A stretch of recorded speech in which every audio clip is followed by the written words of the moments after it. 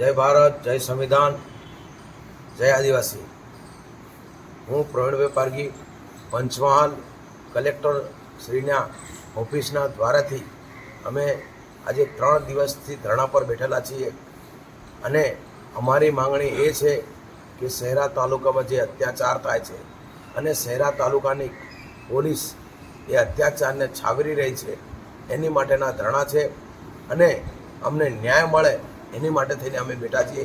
આજે 3 દિવસ થયા છે। મારા એસસી એસટી ઓબીસી માઇનોરિટી ભાઈઓને તમામને હું કહું છું કે આજે 3જો દિવસ થયો છે। 4 માંગણીઓ બાકી છે। એક માંગણી પૂરી થઈ છે કે કલેક્ટરશ્રીએ આવીને આવેદનપત્ર આપ્યું છે।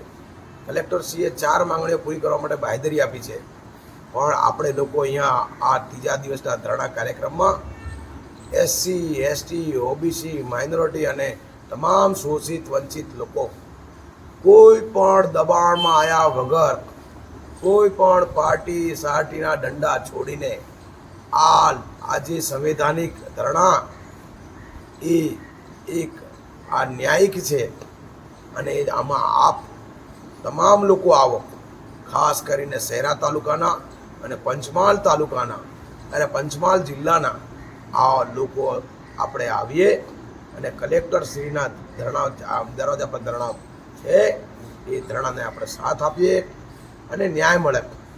મારા મિત્રો, આવો, આ આપણા અત્યાચારો, આજે અત્યાચાર આમના પર થયો છે, કાલે તમારા પર અત્યાચાર થશે, તો આ અત્યાચારના વિરુદ્ધમાં ધરણા ચાલુ છે। આપણી ન્યાય ન સંતોષાય ત્યાં સુધી ધરણા ચાલુ રહેશે। મિત્રો, આજે તમારી વારે કોણ ચડશે? આજે પોલીસ તંત્ર પણ તમને સાથ નથી આપતું। આપણે કલેક્ટર કચેરી આવવું પડ્યું છે। મિત્રો, આ કલેક્ટર સાહેબે આપણને આ માંગણીઓ પૂરી કરવા માટે અને ન્યાય આપવા માટે બાંહેધરી આપી છે, તો આપણે આવીએ અને આપણે આ ન્યાય મળી જાય એ માટે તમામ મારા ભાઈઓને કહું છું કે એસસી ને એસટીને સાથે હવે ઓબીસી પણ જોડાયા છે, તો આપ તમામ લોકો શોષિત વંચિત પીડિત લોકો આવો, તમને ન્યાય મળશે અને આ ધરણાને સાથ આપો, એ જ મારી તમને આહવાન છે। આવો આવો આવો, ગોધરાના પંચમહાલના કલેક્ટરના દરવાજા આગળ અમે ધરણા કરીને બેઠા છીએ। આવો મારા ભાઈઓ, અમે દુઃખી થઈને કહીએ છીએ કે આ અત્યાચાર બંધ થવો જોઈએ। ક્યાં સુધી અત્યાચાર થાય?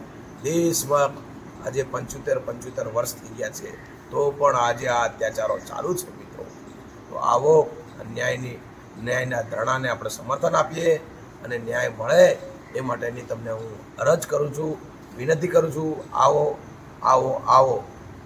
જય આદિવાસી, જય ભારત, જય સંવિધાન, જિંદાબાદ।